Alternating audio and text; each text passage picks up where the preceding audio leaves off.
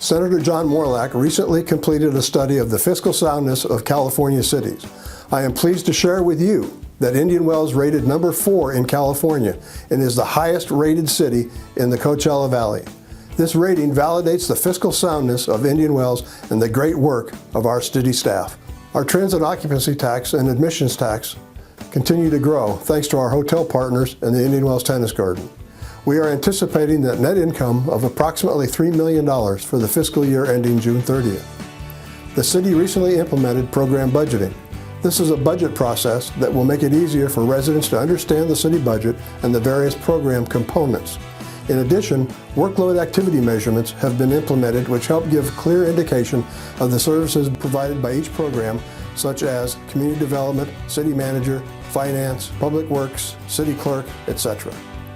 Program budgeting creates transparency for the residents and stakeholders of Indian Wells because it is now very easy to see all the operating costs assigned to each program. Residents don't need to know anything about governmental budgeting.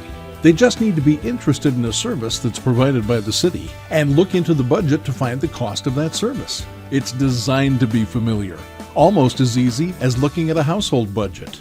Program budgets include program goals and initiatives, staffing levels required to run the program, measurements of the actual work being done, includes the true costs of services, demonstrating changes over time.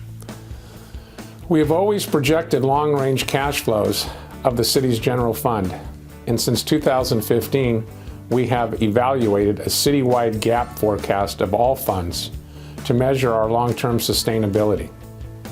While the forecast shows that we are currently meeting the city's financial demands, we have to be aware of the fact that our ongoing operational costs continue to grow faster than the revenues we need to support them. A successful organization must always ensure that revenues exceed costs, and the city has taken purposeful and productive steps toward that goal, responsibly allocating resources to programs that are consistent with city goals and initiatives. There are several steps we have taken to make that happen. One of the big ones is that we are working on paying off the unfunded liabilities such as pension costs and post-employment retirement costs. We have also been able to cut expenditures in the general fund and are constantly looking for new opportunities to generate revenue. The city is looking at creative and out-of-the-box solutions for revenue growth. Most recently, the city introduced an ambulance billing program with projected revenues of over $300,000 per year.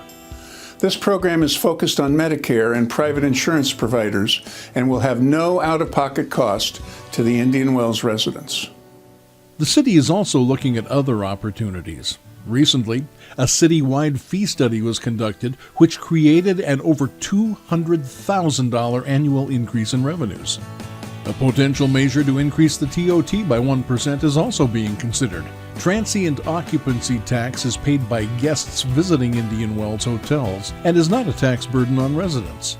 If approved by voters, implementation of the new TOT rate is estimated to begin on January 1, 2019, and is expected to generate an additional $700,000 a year in general fund revenue. During the next 10-year period, the city will continue to look at revenue-generating and cost-saving opportunities, ensuring the continued long-term fiscal health of the city.